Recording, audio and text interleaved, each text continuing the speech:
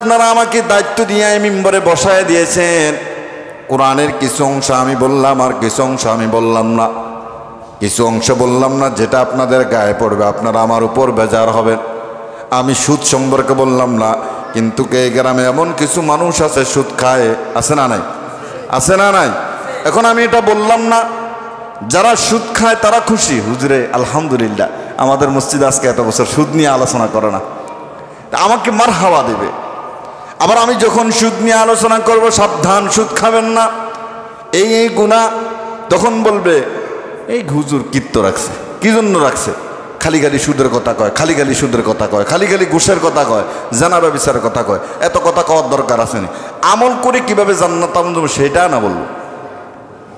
আমার নবীও মানুষকে নসিহত করেছেন, ও বান্দা উম্মত, সুদ খাইস না, গোশ খাইস না, জানা ব্যবচার করিস না। এগুলোর মারাত্মক শাস্তি আমি নিজে দেখেছি, আমি নিজে দেখে এসেছি এগুলোর এই শাস্তি। আমাদেরকে ওই দায়িত্বটা দিয়ে আপনারা এখানে বসাইছেন। যদি আমি না বলি, কিয়ামতের ময়দানে আল্লাহ রব্বুল আলামিন আসামির কাঠগড়ায় আমাকে উদ্ধার করায় দিবেন। সুতরাং আমার চাকরি আছে না গেছে, আমার চাকরি আছে না গেছে, সেটার দিকে আমার তোয়াক্কা করা হবে না। সত্য কথা বলে যেতেই হবে। কার উপরে পড়লো, কার উপরে পড়লো সেটা দেখার বিষয় আমার নাই। এখন মসজিদের সভাপতি সাহেব আপনি সুদ খান, আমি বললাম এমন ওমান মসজিদের সভাপতি আছে মসজিদের টাকা নিয়ে সুদে লাগায়। এখন আপনি চিন্তা করলেন হুজুর মনে আমার ইন্ডিকেট করে কথা রাখিস, হুজুর কেমনে জানে, কেউ মনে হুজুর কাছে লাগাই দিস। এখন আপনি বুঝলেন যে হুজুরে আমার ব্যাপারে কথাটা বলল। আপনি দোকানপাটে বসে নিজে একজন আরো 10-12 জন আমার বিরুদ্ধে লাগাই দিলেন। আমার তো কিছুই আসে যায় না, কারণ আমি সহজ কথা বলেছি।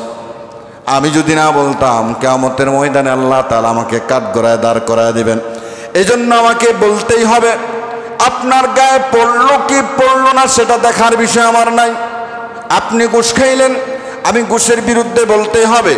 জানাবা বিচার করলেন, নেশা করলেন, আমাকে বলতে হবে। কার গায়ে পড়লো আর কার গায়ে পড়লো সেটা আমার দেখার বিষয়। আমার নবী কিভাবে দুনিয়ায় চলছেন সেটাও আমাকে বলতে হবে। আপনার ভালো লাগুক বা না লাগুক সেটা আমার দেখার বিষয় নয়। নবী কিভাবে সাহাবায়ে কেরামকে চলতে বলেছেন, ইসলাম দিয়ে কিভাবে নবী মদিনা শাসন করেছেন সেটা আমাকে বলতেই হবে। এটা আপনার গায়ে পড়ুক আর না পড়ুক, আপনার ভালো লাগুক আর না লাগুক। বিশাল বড় একটা দায়িত্ব, এই খতিবের দায়িত্ব। আমি আপনাকে মজার মজার কথা শোনালাম, কবর, মিজান, হাসর বলছে রাত, কিন্তু আপনি রসুলের অনুসরণ করলেন না, অনুকরণ করলেন না। দুনিয়ায় রসুল কিভাবে আপনাকে চলতে বলেছে আর কিভাবে আপনি চলেন। ঘুষ খায়া, সুদ খায়া টাকার পাহাড় বানায় ফেলছেন, আর বলেন হুজুর এই বিষয় নিয়ে কোনো ওয়াজ করবেন না, শুধু কিভাবে কবর থেকে বাঁচা যায়, নামাজ রোজায় আমল নিয়ে আলোচনা করেন। অথচ আমার নবীকে আল্লাহ তাআলা বলেছেন, নবী যা কিছু আমি আল্লাহ আপনাকে জানাইলাম, যা কিছু আপনার উপর নাজিল হলো সব আপনি মানুষকে জানায় দেন, সব আপনি মানুষকে জানায় দেন। আপনাদের এই গোসাইপুরের মানুষ, সব মানুষ আমাকে ভালোবাসবে এটাও তো হয় না, কারণ সব মানুষ রসুলকে ভালোবাসে নাই। কিছু মানুষ আমার রসুলের বিরোধিতা করছে না? কিছু রসুল আমার নবীর বিরোধিতা করছে। যদি আমার নবীর বিরোধিতা না করতো, মাতৃভূমির জন্মস্থান পেলে, আমার নবী জন্মস্থান পেলে মদিনায় যেতেন না। বারে বারে চেয়েছেন যাওয়ার সময়, চোখের পানি ছেড়েছেন। জন্মস্থান মনে করছিলাম বাকি জীবন মক্কায় কাটায় দিব, কিন্তু তোমার এই এখানকার কিছু মানুষের কারণে আজকে আমাকে মক্কা ছাড়তে হচ্ছে। সবাই আমাকে ভালোবাসবেন এটাও না, সবাই আমার বিরোধিতা করবেন এটাও না। কিছু আমার বিরোধিতা করবে, কিছু আমাকে ভালোবাসবে, এটাই নিয়ম, দুনিয়ার নিয়ম এটাই। এই জন্য আল্লাহ রাব্বুল আলামিন বলছেন, নবী আপনাকে যা জানাইলাম, যা আপনার উপর নাজিল করলাম সব আপনি জানায় দেন। সাদাকাল্লাহুল আযীম ওয়া সাদাকা রাসূলুহুন নবিয়ুল কারীম ওয়া নাহনু আলা যালিকা মিনাশ শাহিদিন ওয়াশ শাকিরিন والحمد لله رب العالمين إن الله وملائكته يصلون على النبي يا أيها الذين آمنوا صلوا عليه وسلموا تسليما اللهم صل على سيدنا مولانا محمد وعلى آل سيدنا محبت شکل پوری اللهم صل على سيدنا مولانا محمد وعلى آل سيدنا مولانا এই দুনিয়ার আমরা সবাই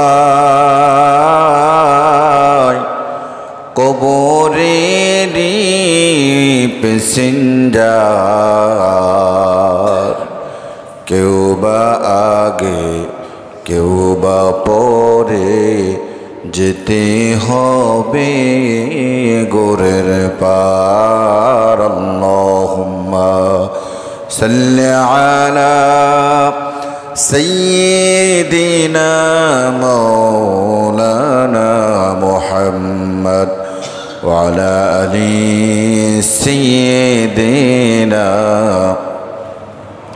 مولانا محمد لا إله إلا الله لا إله إلا الله لا إله إلا الله لا إله إلا الله لا إله إلا الله لا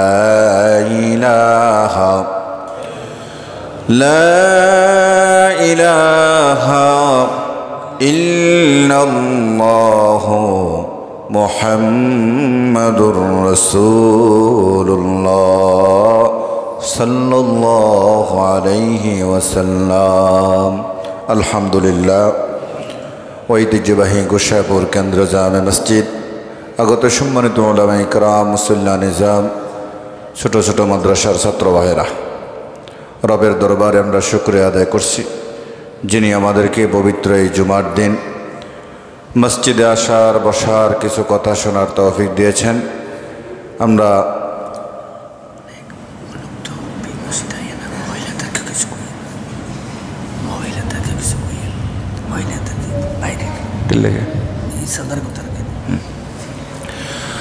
আল্লাহ সুবহানাহু ওয়া তাআলা আমাদেরকে দুনিয়ার সমস্ত ব্যস্ততাকে পিছনে ফেলে দিয়ে মসজিদে আসার বসার তৌফিক দিয়েছেন এজন্য আমরা মুনাইবের শুকরিয়া আদায় করে সমস্যার পড়ি আলহামদুলিল্লাহ দুরূদ ও সালাম বর্ষিত হোক আহমদ মুজতবা মুহাম্মদ মুস্তাফা সাল্লাল্লাহু আলাইহি সাল্লামের উপর আল্লাহ তাআলা যেন কবুল করে নেন সকলে পড়ি আমিন সম্মানিত মুসল্লিয়ান কিরাম আমরা মাঝে মধ্যে বলি যে দুনিয়াতে একে অপরকে স্বার্থের জন্য ভালোবাসে স্বার্থ ছাড়া কেউ কাউকে ভালোবাসে না তেমনি একজন মহিলা আজকে খুব দুঃখ করে বলল যে আমরা দুই বোন বাবার বাড়িতে থাকি আমাদের কোনো ভাই নাই দুই বোন বাবার বাড়িতে থাকে কথা কাটাকাটি হয়েছে আমাদের বোনের সাথে কিন্তু বাবা আমার বড় বোনের পক্ষ নিয়ে আমার উপরে বিভিন্ন ধরনের জুলুম নির্যাতন নিপীড়ন করে আসছে তাহলে এক বাবার মেয়ে কয়জন দুইজন তাহলে আপনি দুজনকেই সমানভাবে দেখতে হবে দুজনকে সমানভাবে দেখা লাগবে না কারণ এই দুজনই আপনার ঔরসজাতক সন্তান ইনসাফ যদি না করেন দুজনের উপরে যদি আপনি ইনসাফ না করেন একজনকে একশোকে দেখলেন আর বড় মেয়ে আর আপনি মিলে আরেকজনের উপরে জুলুম করবেন নির্যাতন করবেন নিপীড়ন করবেন মনে রাখবেন এটা আল্লাহও সহ্য করবে না। কারণ ওকেও তো জন্ম দিয়েছেন আপনি, বড় মেয়েকে যেমন আপনি জন্ম দিয়েছেন, ছোট মেয়েটাকেও আপনি জন্ম দিয়েছেন। সুতরাং আপনার আচার ব্যবহার সবাই সমানভাবে পাবে, সবাই সমানভাবে পাবে। একজনের উপরে জুলুম করবেন, একজনের উপরে আপনি মিলেমিশে থাকবেন, একজনের সাথে আরেকজনের উপরে জুলুম করবেন, এটা আল্লাহ সহ্য করবে না। যখন আল্লাহ ধরবে তখন আপনি রেহাই পাবেন না। এজন্য বলেছেন রাসূল, সাবআতুন ইযিল্লুহুমুল্লাহু ফি যিল্লি ইয়াওমা লা যিল্লুহু, যে কিয়ামতের ময়দানে 7 শ্রেণীর লোক আল্লাহর আরশের নিচে ছায়া পাবে। তার মধ্যে এক শ্রেণীর লোক হচ্ছে যারা ইনসাফ করবে, ন্যায় নীতি একনিষ্ঠতার সাথে বিচার করবে। তো আপনি যদি দুই মেয়েকে সমানভাবে না দেখেন, ইনসাফ যদি না করেন, কিয়ামতের ময়দানে আল্লাহর আরশের নিচে ছায়া তো দূরের কথা, আপনাকে জাহান্নামে নিক্ষেপ করবে। ঠিক কিনা বলেন? জাহান্নামে নিক্ষেপ করবে। আমরা এই জন্য মাঝে মধ্যে বলি, স্বার্থ ছাড়া কেউ কাউকে ভালোবাসে না। স্বার্থের মধ্যে একটু আঘাত লাগলে, স্বার্থের মধ্যে সামান্য একটু আঘাত লাগলে সন্তান তার বাবারকে আঘাত করতেও দ্বিধাবোধ করে না। কিছুদিন আগে একজন আলেম, হয়তো বাবা তার সন্তানকে পড়ালেখার জন্য তাগিদ দিয়েছে, এই জন্য সে খুব সূক্ষ্মভাবে তার বাবাকে আঘাত করে মেরে ফেলেছে। 2 দিন 3 দিন হয়ে গেল, কেউ জানে না, মনে করছে শত্রুপক্ষ কেউ তাকে মারছে। কিন্তু পুলিশ তদন্ত করে দেখে যে নিজের সন্তানের কাছে বাবা খুন হয়ে গেছে। নাউজুবিল্লাহ বলবেন না? সামনে আরো কত কিছু দেখতে পাবেন। ওই যে মুরব্বীরা বলে না, দিন যায় ভালো যায়, আসে দিন খারাপ আসতেছে। এজন্য আমরা ইনসাফ করব। সন্তান আমার 5 জন হোক 3 জন হোক, সবাইকে আমি সমান চোখে দেখব। কারণ এগুলো আমার ঔরসজাতক সন্তান। আমার স্ত্রীর সাথে মিলনের মাধ্যমেই সন্তানগুলো দুনিয়ায় এসেছে। সবাইকে আমি এক তালে দেখব, এক চোখে দেখব। আল্লাহ তাআলা আজকে আমরা এই মিম্বর থেকে দোয়া করি, যে বাবা এই মেয়ের উপরে ইনসাফ করছেন না, আল্লাহ তাকে হেদায়েত দান করুক। সবাই আমিন বলেন, সকলে বলেন আমিন। আল্লাহ তাকে হেদায়েত দান করুক, বুঝার তৌফিক দান করুক। সম্মানিত মুসলিম কেরাম, আমাদের আজকের আলোচনার বিষয় হচ্ছে রাসূল করিম সাল্লাল্লাহু আলাইহি সাল্লামের বৈশিষ্ট্য কেমন ছিল। যদিও রবিউল আউয়াল মাসের আজকে শেষ সপ্তাহ, কিন্তু রাসূলের শান মান মর্যাদা মুজিজা নিয়ে আলোচনা করলে পুরো বছর চলে যাবে। আমি কিন্তু এখনও শেষ করতে পারি না এই বিষয়গুলো। আমরা সেই কোরবানের ঈদের পরে দৌড়েছিলাম মুমিন কিভাবে দিন রাত অতিবাহিত করবে, আপনাদের স্মরণ আছে? এই বিষয়টাও কিন্তু আমরা শেষ করতে পারি না। শুধু দুরূদ শরীফের ফজিলতে বলে গেলাম। দুরূদ শরীফ না পড়ার যে কি ক্ষতি, কি শাস্তি, সেটা তো বলি নাই। তো ইনশাল্লাহ আমরা সামনের মাস থেকে ধারাবাহিকভাবে আবার আমরা পূর্বের আলোচনায় ফিরে যাব। তো আজকের বিষয় হচ্ছে রাসূলুল্লাহ সাল্লাল্লাহু আলাইহি সাল্লামের বৈশিষ্ট্য। মনোযোগ দিয়ে শুনবেন যে আল্লাহ সুবহানাহু ওয়া তাআলা তার বক্তব্যকে সুদৃঢ় করার জন্য বিভিন্ন সময় বিভিন্ন কিছুর কসম তিনি খেয়েছেন। যেমন চাঁদের কসম খেয়েছেন, সূর্যের কসম খেয়েছেন, আসমান জমিনের কসম খেয়েছেন, ফজরেরও কসম খেয়েছেন। আল্লাহ তাআলা এই পৃথিবীতে আদম থেকে শুরু করে আপনার নবী মুহাম্মদ রাসূলুল্লাহ সাল্লাল্লাহু আলাইহি সাল্লাম পর্যন্ত যত নবী রাসূলকে দুনিয়াতে পাঠিয়েছেন, কোনো নবীর নাম নিয়ে আল্লাহ তাআলা কসম খান নাই, তবে একজনের নাম নিয়ে কসম খেয়েছেন। তিনি কে? মুহাম্মদুর রাসূলুল্লাহ সাল্লাল্লাহু আলাইহি সাল্লাম। মুহাম্মদুর রাসূলুল্লাহ সাল্লাল্লাহু আলাইহি সাল্লামকে নিয়ে আল্লাহ কসম খেয়েছেন। দেখেন আল্লাহ রাসূলের শান মান মর্যাদা আল্লাহ তাআলা কোথায় উঠায় দিয়েছেন। সমস্ত নবীদের উপরে আমার নবীর সম্মান, সমস্ত নবীদের উপরে আমার নবীর মর্যাদা। এই জন্য আল্লাহ বলেন, লাআমরুকা ইন্নাহুম লাফি সাকরাতিহিম ইয়ামাহুন, যে আপনার জীবনের শপথ, তারা আপন নেশায় মত্ত হয়েছে। তাহলে এখানে শপথ দ্বারা একথা উল্লেখ হয়েছে যে যার সামনে যাকে নিয়ে শপথ করা হয় তার সম্মান বেড়ে যায়। আমি এখন মনে করুন উনার সাথে আমাদের মালিক হুজুরের নামে শপথ করলাম যে আমার এই কথাটা সত্য, হুজুরের নামে শপথ খেয়ে বলছি, তাহলে উনি মনে মনে চিন্তা করবে যে হুজুর কত বড় একজন সম্মানিত ব্যক্তি, হুজুরের নামে শপথ খাইছে। তাহলে আল্লাহ তাআলা নবীর নামে শপথ খাওয়ার কারণে আমার নবীর শান মান মর্যাদা কমছে না বাড়ছে? বাড়ছে।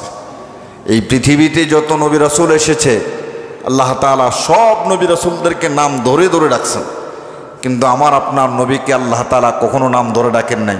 যেখানে মুহাম্মদ বলেছেন সেখানে আবার সঙ্গে সঙ্গে রসুল শব্দটা উল্লেখ করেছেন, যেখানে মুহাম্মদ বলেছেন সেখানে আবার রসুল সাল্লাল্লাহু আলাইহি ওয়াসাল্লাম উল্লেখ করেছেন। আল্লাহ তাআলা আমার নবীকে ডাকেন এভাবে, ইয়া আইয়ুহার রাসূল বাল্লিগ মা উনজিলা ইলাইকা মির রাব্বিক ওয়া ইন লাম তাফআল ফামা বাল্লাগতা রিসালাতাহ। আল্লাহ তাআলা বলেন, ইয়া আইয়ুহার রাসূল, হে রাসূল, আমি আল্লাহর পক্ষ থেকে আপনাকে যা জানানো হয়েছে, যা আপনার কাছে নাজিল হয়েছে, সব কিছু আপনি মানুষকে জানায় দেন। যদি আপনি মানুষকে না জানান, আল্লাহর পক্ষ থেকে কোনো বার্তা আপনি মানুষের কাছে পৌঁছালেন না। সব জানায় দেন, ভিতর বাহির সব কিছু জানায় দেন। আল্লাহ রাব্বুল আলামিন তার নবীকে অর্ডার দিয়েছেন, ও নবী সব মানুষকে জানায় দেন। কার গায়ে পড়লো সেটা আপনার দেখার বিষয় নয়, আমি আল্লাহ যা বলেছি সব আপনি জানায় দেন। কুরআনুল কারীমে সূরা ফাতিহা থেকে নাস পর্যন্ত মানব জীবনের সব কিছু আল্লাহ তাআলা এখানে তুলে ধরেছেন। ভালো দিক খারাপ দিক সব কিছু কোরআনে আছে না নাই? বলেন আছে না নাই? সব কিছু কোরআনের মধ্যে আল্লাহ তাআলা ঢুকায় দিয়েছেন। ভালো দিক খারাপ দিক মন্দ দিক সব কিছু আল্লাহ তুলে ধরেছেন। সুদ খাইলে সুদের কি আযাব হবে, ঘুষ খাইলে ঘুষের কি আযাব হবে, পরনিন্দা করলে কি আযাব হবে, চুগলখড়ি করলে কি আযাব হবে, মানুষের উপর জুলুম করলে কি আযাব হবে, জেনা ব্যভিচার করলে কি আযাব হবে, মিথ্যা বললে কি আযাব হবে, নামাজ না পড়লে কি আযাব হবে, যাকাত না দিলে কি শাস্তি হবে, সামর্থ্য থাকার পরও হজ না করলে কি শাস্তি হবে, মানুষের সাথে ওয়াদা দিয়ে ওয়াদার বরখেলাপ করলে কি আযাব হবে, সব কিছু আল্লাহ রাব্বুল আলামিন কোরআনের মধ্যে বলেছেন কি বলেন নাই? বলেছেন কি বলেন নাই? আল্লাহ তাআলা এমন কিছু চুগলখড়ির কারণে, পরনিন্দা করার কারণে, সুদ ঘুষ করার কারণে কি শাস্তি হবে, পৃথিবীর একজনকে আল্লাহ তাআলা দেখায় দিয়েছেন। তিনি কে? মুহাম্মদুর রাসূলুল্লাহ সাল্লাল্লাহু আলাইহি ওয়াসাল্লাম। কোরআনুল কারীমে যা আছে তা আল্লাহ রাব্বুল আলামিন বলছেন, আপনি বলে দেন। এখন আপনারা আমাকে দায়িত্ব দিয়ে এই মিম্বরে বসায় দিয়েছেন, কোরআনের কিছু অংশ আমি বললাম আর কিছু অংশ আমি বললাম না। কিছু অংশ বললাম না যেটা আপনাদের গায়ে পড়বে, আপনারা আমার উপর বেজার হবেন। আমি সুদ সম্পর্কে বললাম না, কিন্তু এই গ্রামে এমন কিছু মানুষ আছে সুদ খায়, আছে না নাই? আছে না নাই? এখন আমি এটা বললাম না, যারা সুদ খায় তারা খুশি, হুজুরে আলহামদুলিল্লাহ আমাদের মসজিদে আজকে এত বছর সুদ নিয়ে আলোচনা করে না, আমাকে মারহাবা দেবে। আবার আমি যখন সুদ নিয়ে আলোচনা করব, সাবধান সুদ খাবেন না, এই গুনাহ, তখন বলবে এই হুজুর কিত্ত রাখছে, কি জন্য রাখছে, খালি খালি সুদের কথা কয়, খালি খালি সুদের কথা কয়, খালি খালি ঘুষের কথা কয়, জানা ব্যভিচারের কথা কয়, এত কথা কওয়ার দরকার আছে না। আমল করে কিভাবে জান্নাত পাবেন সেটা না বলবো। আমার নবীও মানুষকে নসিহত করেছেন, ও বান্দা উম্মত, সুদ খাইস না, ঘুষ খাইস না, জানা ব্যভিচার করিস না, এগুলোর মারাত্মক শাস্তি আমি নিজে দেখেছি, আমি নিজে দেখে এসেছি এগুলোর এই শাস্তি। আমাদেরকে ওই দায়িত্বটা দিয়ে আপনারা এখানে বসাইছেন, যদি আমি না বলি কিয়ামতের ময়দানে আল্লাহ রাব্বুল আলামিন আসামির কাঠগড়ায় আমাকে দাঁড় করায় দিবেন। সুতরাং আমার চাকরি আছে না গেছে, আমার চাকরি আছে না গেছে সেটার দিকে আমার তোয়াক্কা করা হবে না। সত্য কথা বলে যেতেই হবে, কার উপরে পড়লো কার উপরে পড়লো সেটা দেখার বিষয় আমার নাই। এখন মসজিদের সভাপতি সাহেব আপনি সুদ খান, আমি বললাম এমন ওমান মসজিদের সভাপতি আছে মসজিদের টাকা নিয়ে সুদে লাগায়। এখন আপনি চিন্তা করলেন হুজুর মনে আমার ইন্ডিকেট করে কথা রাখিস, হুজুর কেমনে জানে, কেউ মনে হুজুর কাছে লাগাই দিস। এখন আপনি বুঝলেন যে হুজুরে আমার ব্যাপারে কথাটা বলল, আপনি দোকানপাটে বসে নিজে একজন আরো 10-12 জন আমার বিরুদ্ধে লাগাই দিলেন। আমার তো কিছুই আসে যায় না, কারণ আমি সহজ কথা বলেছি। আমি যদি না বলতাম কিয়ামতের ময়দানে আল্লাহ তাআলা আমাকে কাঠগড়ায় দাঁড় করায় দিবেন। এই জন্য আমাকে বলতেই হবে। আপনার গায়ে পড়লো কি পড়লো না সেটা দেখার বিষয় আমার নাই। আপনি ঘুষ খাইলেন, আমি ঘুষের বিরুদ্ধে বলতে হবে, জানাবা বিচার করলেন, নেশা করলেন, আমাকে বলতে হবে। কার গায়ে পড়লো আর কার গায়ে পড়লো সেটা আমার দেখার বিষয়। আমার নবী কিভাবে দুনিয়ায় চলছেন সেটাও আমাকে বলতে হবে। আপনার ভালো লাগুক বা না লাগুক সেটা আমার দেখার বিষয় নয়। নবী কিভাবে সাহাবায়ে কেরামকে চলতে বলেছেন, ইসলাম দিয়ে কিভাবে নবী মদিনা শাসন করেছেন সেটা আমাকে বলতেই হবে। এটা আপনার গায়ে পড়ুক আর না পড়ুক, আপনার ভালো লাগুক আর না লাগুক। বিশাল বড় একটা দায়িত্ব, এই খতিবের দায়িত্ব। আমি আপনাকে মজার মজার কথা শোনালাম, কবর, মিজান, হাসর, বলছে রাত, কিন্তু আপনি রসুলের অনুসরণ করলেন না, অনুকরণ করলেন না। দুনিয়ায় রসুল কিভাবে আপনাকে চলতে বলেছে আর কিভাবে আপনি চলেন। ঘুষ খায়া, সুদ খায়া টাকার পাহাড় বানায় ফেলছেন, আর বলেন হুজুর এই বিষয় নিয়ে কোনো ওয়াজ করবেন না, শুধু কিভাবে কবর থেকে বাঁচা যায়, নামাজ রোজায় আমল নিয়ে আলোচনা করেন। অথচ আমার নবীকে আল্লাহ তাআলা বলেছেন, নবী যা কিছু আমি আল্লাহ আপনাকে জানাইলাম, যা কিছু আপনার উপর নাজিল হলো সব আপনি মানুষকে জানায় দেন, সব আপনি মানুষকে জানায় দেন। আপনাদের এই গোসাইপুরের মানুষ, সব মানুষ আমাকে ভালোবাসবে এটাও তো হয় না, কারণ সব মানুষ রসুলকে ভালোবাসে নাই। কিছু মানুষ আমার রসুলের বিরোধিতা করছে না? কিছু রসুল আমার নবীর বিরোধিতা করছে। যদি আমার নবীর বিরোধিতা না করতো, মাতৃভূমি জন্মস্থান পেলে, আমার নবী জন্মস্থান পেলে মদিনায় যেতেন না। বারে বারে চেয়েছেন যাওয়ার সময়, চোখের পানি ছেড়েছেন। জন্মস্থান মনে করছিলাম বাকি জীবন মক্কায় কাটায় দিব, কিন্তু তোমার এই এখানকার কিছু মানুষের কারণে আজকে আমাকে মক্কা ছাড়তে হচ্ছে। সবাই আমাকে ভালোবাসবেন এটাও না, সবাই আমার বিরোধিতা করবেন এটাও না। কিছু আমার বিরোধিতা করবে, কিছু আমাকে ভালোবাসবে, এটাই নিয়ম, দুনিয়ার নিয়ম এটাই। এই জন্য আল্লাহ রাব্বুল আলামিন বলছেন, নবী আপনাকে যা জানাইলাম, যা আপনার উপর নাজিল করলাম সব আপনি জানায় দেন। আমার নবীকে আল্লাহ তাআলা রসুল বলে সম্বোধন করেছেন।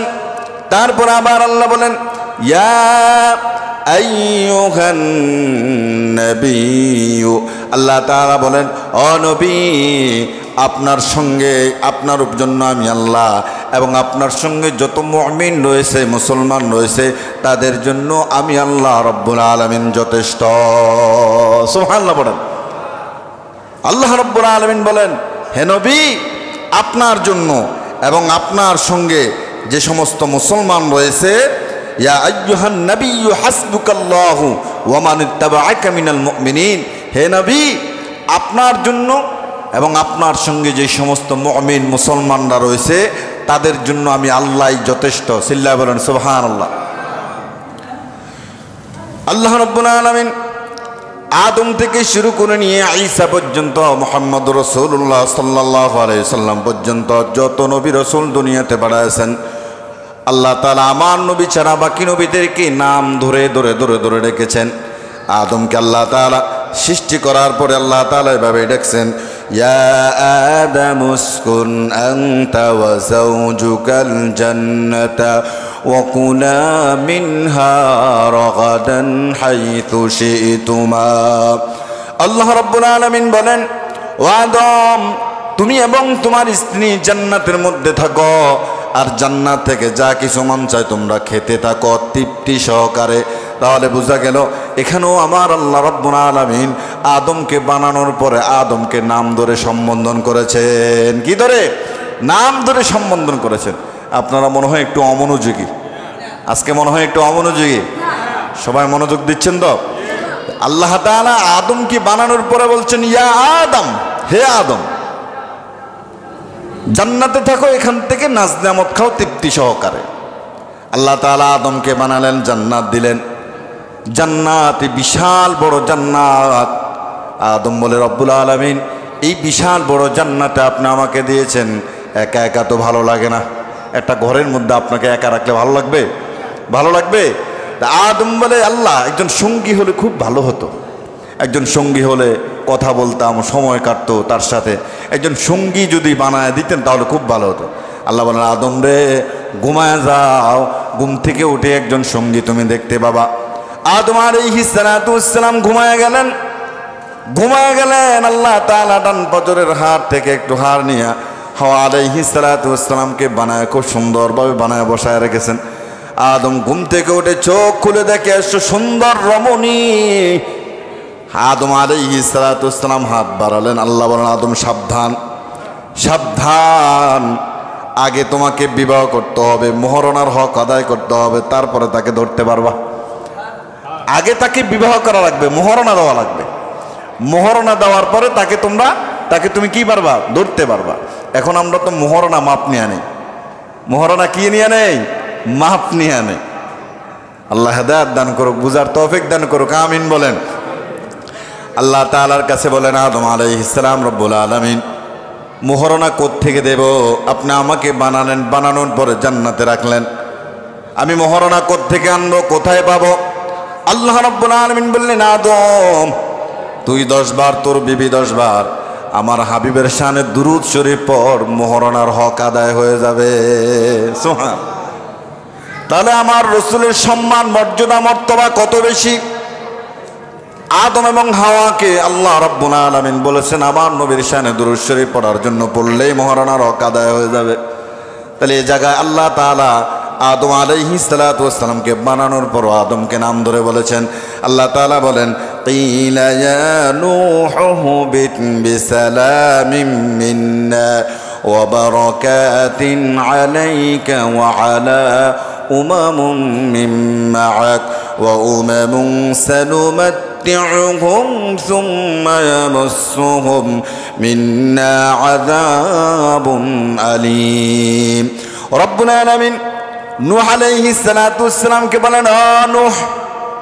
এখানেও নূহকে নাম ধরে ডাকছেন, ও নূহ তোমার প্রতি, যারা তোমার সঙ্গে তোমার সম্প্রদায় রয়েছে তাদের প্রতি আমার নিরাপত্তা, এবং তুমি তাদেরকে নিয়ে বরকত সহকারে অবতরণ করো।